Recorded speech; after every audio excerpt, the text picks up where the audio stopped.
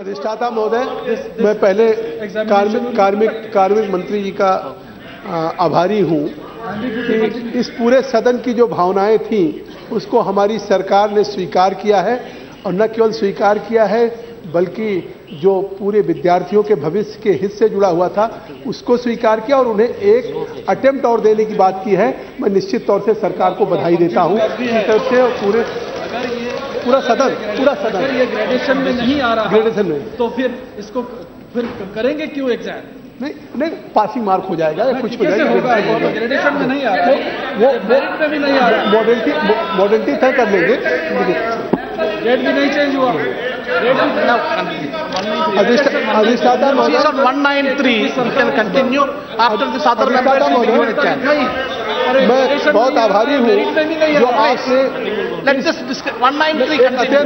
193 एक अत्यंत महत्वपूर्ण विषय चल रहा can है raise it later. और 193 continue. उस अत्यंत महत्वपूर्ण विषय पे अभी योगी आदित्यनाथ जी ने काफी विस्तार से बातें रखी। मैं अधिष्ठाता महोदय, Just 1 minute. Given. So I think I can conclude with that, sir. Thank you. 193. After अधिष्ठाता all महोदय, other members will be given a chance. 193. अधिष्ठाता महोदय, मैं बहुत गंभीर मामला इसी पे मंत्री जी जो एक सबसे ज्यादा इस पर आया Not now. अभी नहीं हुआ है, अधूरा किया है। एप्टीट्यूड टेस्ट नहीं हटाया है, Not allowed. Nothing will go on. Please. Test नहीं हटाया है। Now 193 discussion is going on. Aptitude test नहीं हटाया है। ये आधी अधूरी बात हुई है, Please. आधी बात हुई है। No, you can raise separately. नहीं हटाया, एप्टीट्यूड टेस्ट नहीं हटाया। मंत्री जी बताएं। 193 discussion will continue. You can raise it later. Let this discussion continue. Please. This is not go on record. Aptitude test नहीं हटाया, This will not go on record. Test नहीं हटाया मंत्री जी स्पष्टीकरण में। Please sit down. अधिष्ठाता महोदय, आपने ओनली इंग्लिश का किया एक अत्यंत महत्वपूर्ण विषय की तरफ नहीं किया, जो आपने मुझे अनुमति दी है मैं उसके लिए आभारी हूँ। और इसी सदन में पिछली लोकसभा मामला एक इस पर चर्चा में हम चाहते हैं आपकी। एप्टीट्यूड टेस्ट के बारे में मंत्री जी स्पष्ट करिए। Please sit down. 193 discussion is going on the statement made by the Honorable Minister. You can raise it later. मंत्री जी स्पष्ट This करिए। is not the way. ये केवल 193 discussion is going on important नहीं matter. किया आपने, स्पष्ट करिए, स्पष्ट करिए। Nothing will go on नहीं हुआ है, record. Please sit down. Please sit down. मंत्री जी स्पष्ट करिए। अब कह लिया। Please sit down. अध्यक्ष जी, जब से सभापति महोदय यहाँ बहस चल रही है और आधी अधूरी बात करके मंत्री जी खत्म करना चाहते हो। This is not the way out. Aptitude test नहीं हुआ है, अब रिस्पॉन्ड नहीं करे कह दिया आपने। मैंने पढ़ लिया। There is only 193 discussion going on. Other members have to participate. अभी तक इस सदन में हम नहीं किया है, जापानी इंसेफ्लाइटिस से टेस्ट नहीं किया है, या एक्यूट इंसेफ्लाइटिस सिंड्रोम से जो चीज मरने वाले है वो नहीं खत्म की है। पूर्वांचल के बच्चे थे उनके संबंध में हम इस सदन में चर्चा की। 1 minute, please. 1 minute, please sit down. Please sit down. 1 minute, please sit down. See, there is a procedure in the house. Please sit down. See, please sit down. This is not the, please sit down. 1 minute. Please, I am on the leg. Please sit down. Say an important issue. 193 discussion is going on. Jagadambika Polas. Okay, I am telling. Just 1 minute, please. 1 minute. Give me 1 minute. No, you know the procedure. You know the procedure. Please sit down. 1 minute. I am on my legs. Please sit down. So, an important discussion on 193 is going on. Now, Honorable Minister has made a statement. If you have to ask any other clarification, you can do it according to the norms and rules. Why don't you do that? Don't intervene in between. Yes. Yeah, okay. No, nothing will go on record.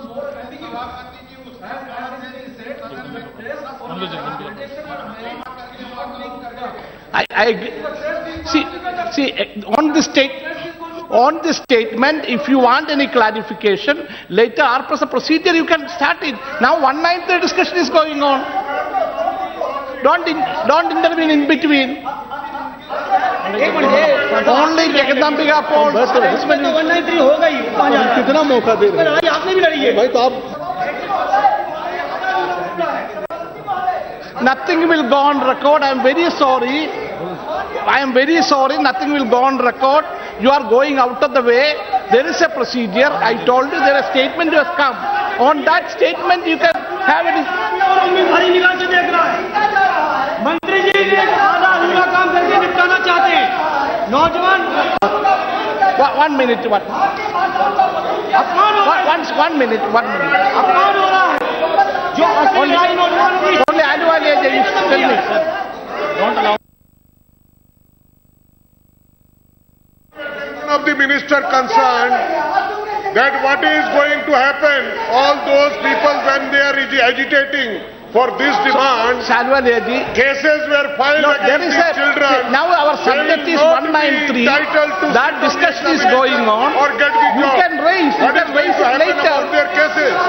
And what is Now going to happen nothing will about go on record, nothing will go on record. जगदाम्बिकापुर, अधिष्ठाता महोदय, मैं समझता हूँ सदन में आपने एक निर्णय दे दिया। only Jagadaambika's speech will go on record, only his speech, nothing will go on record. Yes. मैं चुप ही तो रहा हूँ यार, अभी कितनी देर चुप हूँ? Yes. अधिष्ठाता महोदय, सभापति महोदय, अधिष्ठाता महोदय, मंत्री जी खड़े होकर कहते हैं कि आधा नहीं किया है।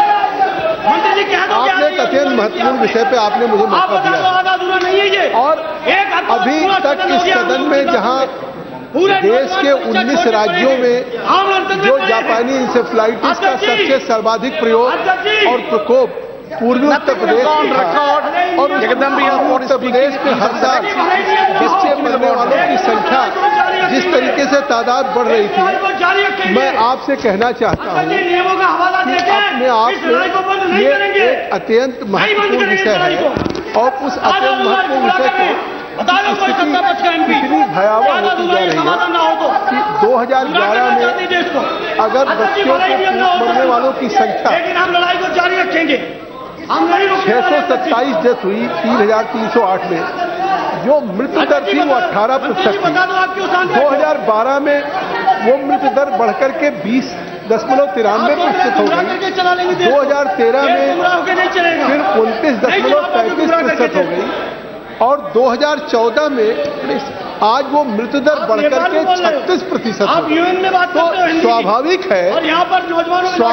है कि आज एक जो प्रयास केंद्रीय स्वास्थ्य मंत्री जी की तरफ से किया गया और राज्यों के उसके सापेक्ष जिस तरीके से कदम उठाए जाने चाहिए था, उसका परिणाम अभी भी सकारात्मक नहीं आ रहा, क्योंकि जो मैंने आपके बीच में उल्लेख किया है कि लगातार हर साल मृत्यु दर का प्रतिशत बढ़ता जा रहा है। जहां 2013 में केवल बाबा राघवदास मेडिकल कॉलेज में जो मृत्यु का प्रतिशत था मरीजों का या बच्चों का, वो 29.33% था, और अभी नवंबर तक ये बीमारी रहती है, और उसमें ये अब इस समय मृत्यु दर 36% हो गया। तो स्वाभाविक है कि आपने मंत्री बनते ही एक कदम उठाया, आपने एक बैठक की और खुद अपनी अध्यक्षता में बैठक की 10 तारीख को 10/6/2014 को, और काफी आपने कंप्रेहेंसिव बैठक की सारे सेक्रेटरी से, सारे अफसर से, और आपने कुछ राज्यों को निर्देश दिया कि स्पेशल ड्राइव इन सेलेक्टेड डिस्ट्रिक्ट्स, सारे डिस्ट्रिक्ट्स में जो जेई से प्रभावित थे, एईएस से प्रभावित थे, वहां आपने इम्यूनाइजेशन के लिए 100% इम्यूनाइजेशन के लिए एक आपने टीकाकरण अभियान का आपने एक तिथि घोषित की, और वो तिथि 22-23 जून का तिथि घोषित की। उसका उल्लेख काफी विस्तार से कर चुके हैं योगी जी, तो इसलिए मैं उसका नहीं करना चाहता हूं, लेकिन मैं ये कहना चाहता हूं कि आपने उसमें निर्देश दिया था to make it a success, states will involve MP, MLA, religious leaders, social activist, NGO, private sectors and local media. अगर आप लगातार इतना पैसा दे रहे हैं और उस पैसे से भारत सरकार की मंशा है कि इस तरीके से इस बीमारी का न केवल उपचार हो या उन बच्चों को मौत की आगोश से बचाया जा सके, बल्कि इस बीमारी की भयावहता को और आगे भविष्य में रोका जा सके, मैं समझता हूं कि जो अगर निर्देश नहीं होता कि हम एमपीज को नहीं कहते, एमएलएज को इन्वॉल्व नहीं करना होता, तो चलिए हमें जानकारी नहीं होती। किसी भी पूर्वांचल के जनपद में किसी को इस टीकाकरण अभियान की कोई जानकारी भी नहीं, न समाचार पत्रों में आया और न उसका उल्लेख हुआ। मैं कहना चाहता हूं कि आखिर आप लगातार इतना पैसा दे रहे हैं। मैं केवल 5 साल का उल्लेख करना चाहता हूं। आखिर देश में हेल्थ केयर के लिए जितने बड़े पैमाने पे आप नेशनल रूरल हेल्थ मिशन के अंतर्गत पैसा दे रहे हैं, उस पैसे का कुछ कम से कम उनकी क्या उपयोगिता हो रही है, बच्चों या बीमारी के बाद उसमें कितना सकारात्मक कदम उठाए गए जिससे कि लोगों की जिंदगी को बचाया जा सका। 2005-06 से 2011-12 आपने 9,790 करोड़ रुपया आपने एनआरएचएम में केवल उत्तर प्रदेश को स्वीकृत किया और उत्तर प्रदेश से यूसी भी आ चुका। 9,548 करोड़ रुपया उत्तर प्रदेश सरकार नेशनल रूरल हेल्थ मिशन में खर्च कर चुकी है। और आपसे अनुरोध करूंगा कि आप एक दिन गोरखपुर चले जहां सबसे सर्वाधिक इसका प्रकोप है। एक एक बेड पे 2-2, 3-3 बच्चे पड़े रहते हैं। शायद वो दृश्य जब आप अपनी आंखों से देखेंगे तो शायद आप कहेंगे कि किसी सभ्य समाज में, और वो बच्चे जिन माँ गोद में लिए हुए हिचकी ले रही है, कब उसके जीवन की सांस की डोर टूट जाए और उसी बिस्तर पे दूसरी माँ अपने दूसरे बच्चे को लेकर के देख रही कि उसके सामने उस दूसरी माँ के गोद में बच्चा मर रहा है और उसकी मौत हो जाती है, क्योंकि प्रतिदिन मौत की संख्या है। और इसके बावजूद भी हम 9,545 करोड़ खर्च कर चुके। हम एक मरीज को इस जापानी इंसेफ्लाइटिस से, एक्यूट इंसेफ्लाइटिस सिंड्रोम से, उन बच्चों को हम एक बेड नहीं दे पा रहे हैं। तो मैं समझता हूं कि आप निश्चित तौर से भविष्य में कम से कम इस बात का प्रयास करेंगे कि बच्चे जो बीमार हो रहे हैं वो बच्चों के लिए कम से कम एक बिस्तर मिल सके, एक बेड मिल सके। और इसका उपचार तो अभी तक कुछ नहीं हो पाया। अभी तक भी जापानी इंसेफ्लाइटिस का ट्रीटमेंट नहीं है। अधिष्ठाता महोदय केवल प्रिवेंटिव है कि अगर जून से नवंबर तक इस बीमारी का जो एक सबसे हाइप होता है वो होता है बरसात में, क्योंकि जिस तरीके से पिक से या जो वायरस है खेत के पास या सुअर से या इस तरीके से होता है और बरसात में सबसे ज्यादा कैरी करता है। तो उसके पहले अगर टीकाकरण का अभियान चले तो हम इसको कम कर सकते हैं। तो आज बदकिस्मती है कि हम आज तक अभी तक इसके अभियान को भी ठीक से नहीं चला पाए। मैं कहना चाहता हूं कि पिछले कई सालों में आप भी अवगत होंगे कि टीकाकरण के लिए वैक्सीन गए, भारत सरकार से निर्देश गया और वो टीकाकरण हुआ नहीं, कोल्ड चेन में नहीं रखा गया, मतलब उसकी एक्सपायरी हो गई, वापस मंगाना पड़ा। पिछले कई वर्षों में कोई वैक्सीनेशन की, इम्यूनाइजेशन की कोई कार्रवाई नहीं हुई। अब उसको हम लोग इसलिए कि हमारी पीड़ा है कि हम वहां का प्रतिनिधित्व करते हैं, हम अपनी आंखों से जाके देखते हैं किसी गांव में एक तो गरीब होना अभिशाप है और उस गरीबी के बाद किसी मां के गोद का बच्चा अगर खुशकिस्मती से इस जेई की बीमारी से बच गया तो मेंटली रिटार्डेड हो जाएगा, विकलांग हो जाएगा। अब एक गरीबी खुद अपने आप में अभिशाप हो और बच्चा इस बीमारी से विकलांग हो जाए, वो कितना बड़ा उस परिवार पे बोझ हो जाता है कि वो किस तरीके से मां खेत में काम करके अपने परिवार की जीविका चलाती या उस बच्चे की जिंदगी की दिनचर्या को ले। मैं समझता हूं कि इसकी केवल कल्पना आप यहां कर सकते हैं। जब तक कि अपनी आंखों से न देखें तो शायद उस विषमता को और उस पीड़ा को, उस दर्द के मर्म को समझ नहीं सकते कि आखिर ये बीमारी सबसे पहले कोई भारत में तो हुई नहीं। ये बीमारी जापान से शुरू हुई, जापान में था, चाइना में था, ताइवान में था, कोरिया में था।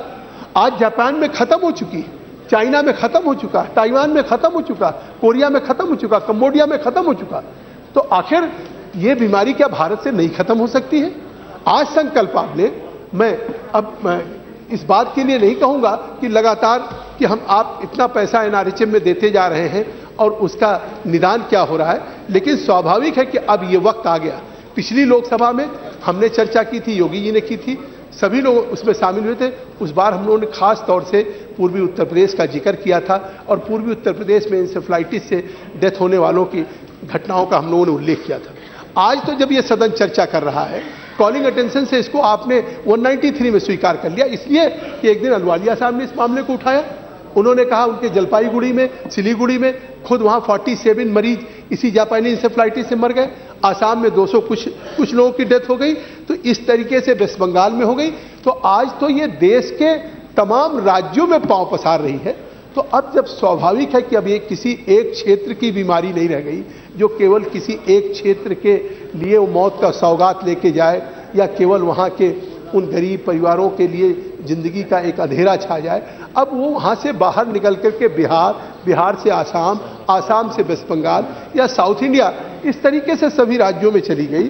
तो मैं समझता हूं कि अब तो देखना पड़ेगा कि किस तरीके से इन मौत का क्या करेंगे राज्य। कुछ मुख्य बातें कहना चाहता हूं, इसलिए कि हमने इसको दिया था कॉलिंग अटेंशन में ही हमने दिया था, इसलिए हमें आप देंगे। आज आंध्र प्रदेश हो, आसाम हो, बिहार हो, हरियाणा, कर्नाटक, केरला, महाराष्ट्र, मणिपुर, तमिलनाडु, उत्तर प्रदेश एंड वेस्ट बंगाल, तो मैं समझता हूं कि बात कही गई, स्वाइन फ्लू की बात कही गई, डेंगू की बात कही गई, चिकनगुनिया की बात कही गई कि अगर कहीं भी एक केस डिटेक्ट हो जाता है तो पैनिक हो जाता है। सारे इलेक्ट्रॉनिक चैनल हो, पेपर हो, इलेक्ट्रॉनिक प्रिंट मीडिया हो। आज मैं समझता हूं कि हम क्यों इतना संवेदन शून्य हो रहे हैं कि जहां पे प्रतिदिन रोज समाचार पत्रों में, लखनऊ एडिशन में, गोरखपुर एडिशन निकलेगा कि कल तक अगर 122 बच्चे मरे थे, तो अगर आज 8 बच्चों की मौत हुई तो दूसरे दिन रोज निकलेगा कि जापानी इंसेफ्लाइटिस से बीआरडी मेडिकल कॉलेज में अब 130 की संख्या होगी। अब समाप्त करें आप। मैं समाप्त करूंगा। मैं चाहता हूं कि माननीय मंत्री जी ने बहुत एक विस्तार से अपनी रिपोर्ट दी और ये स्टेटमेंट केवल कॉलिंग अटेंशन नहीं दिया, इसके पहले इन्होंने कदम उठाया। लेकिन मैं कहता हूं कि जो कदम आपने राज्य को उठाने के लिए कह रहे हैं, राज्य मुझे लगता है कि जिस तरीके से इस कदम को उठाया जाना चाहिए, इस बात से आप सहमत होंगे कि उन आपके जो भी आपने डायरेक्टिव दिए थे उसके बाद हो सकता है उन्होंने भेज दिया हो कि हमने 100% इम्यूनाइजेशन कर दिया। लेकिन आप उनसे पूछ लीजिए कितने एनजीओज को उन्होंने इन्वॉल्व किया, किस एमपीज को चिट्ठी लिखी, किस एमएलएज को चिट्ठी लिखी, चाहे वो उनकी पार्टी के हों। तो अगर हम सब लोग इस सवाल को इतनी गंभीरता से यहां उठा रहे हैं तो हम ये चाहते हैं कि लोगों की भविष्य में कम से कम जिंदगी बचे। और जिस तरीके से बात महत्वपूर्ण है, आखिर इसका निदान क्या होगा। तो माननीय मंत्री जी, आज अभी तक इसको आपने नेशनल इम्यूनाइजेशन प्रोग्राम में नहीं शामिल किया है। अब अगर ये कई राज्यों में विस्तार हो चुका है, तो जैसे आपने इस देश से पल्स पोलियो अभियान चला के इस भारत को पल्स पोलियो से की बीमारी से मुक्त किया है, तो क्यों नहीं आज हम संकल्प लेते हैं, आपके नेतृत्व में, आप एक डॉक्टर हैं, एक चिकित्सक हैं, कि हम इस देश से जेई और एईएस से भी भारत को मुक्त बनाएंगे। कोई भी बच्चा अब जेई से मरने नहीं पाएगा या कोई एईएस से मरने नहीं पाएगा। और मैं एक दूसरी बात और कह दूं, मांग कर रहा हूं, मैं कोई बात अपनी बात बढ़ा नहीं रहा हूं कि आखिर कब तक हम ये कहेंगे कि एक्यूट इंसेफ्लाइटिस सिंड्रोम का अभी कोई विश्व में इलाज नहीं। हो सकता है विश्व में इलाज ना हो, लेकिन अगर एईएस आपने डिटेक्ट कर लिया, आप कह रहे अब जेईज कम हो गए, लेकिन जेईज अगर कम हुए और एईएस कोई बढ़ गया तो हमारे लिए मौत तो संख्या की बढ़ती ही जा रही है। अब एक आम आदमी को यह नहीं समझ में आता कि जापानी इंसेफ्लाइटिस क्या है और एक्यूट इंसेफ्लाइटिस सिंड्रोम क्या है, उसके वायरस क्या है। तो ये तो रिसर्च का विषय है, आखिर हम कब रिसर्च शुरू करेंगे। मतलब हमने एक वहां पे स्थापित कर दिया, पुणे में लेबोरेटरी है, आखिर हमारे भी साइंटिस्ट, हम दुनिया में बड़े से बड़े रिसर्च कर रहे हैं। क्या हम इस बीमारी के जापानी इंसेफ्लाइटिस के लिए हम अभी केवल प्रिवेंटिव ही करेंगे कि इम्यूनाइजेशन से रोकने का उपचार करेंगे, या बीमारी हो गई तो हम उनको विकलांग से होने से बचाने के लिए, उनको मौत के मुंह में जाने से बचाने के लिए हम कोई इस तरीके का वैक्सीन ट्रीटमेंट हम तो आज मैं समझता हूं, मैं अपनी बात को समाप्त करते हुए कहना चाहूंगा कि कम से कम जेई और एईएस के लिए, इसके वैक्सीन के लिए, इसकी दवा के लिए, उपचार के लिए रिसर्च होना चाहिए। और जो भी रिसर्च एंड डेवलपमेंट पर जो पैसा खर्च हो, आप उसको कहिए एनआरएचएम से श्री अधीर रंजन चौधरी क्यों देते हैं, और इसको कम से कम भविष्य में इस बीमारी से लोगों को निजात मिल सके। धन्यवाद आपका।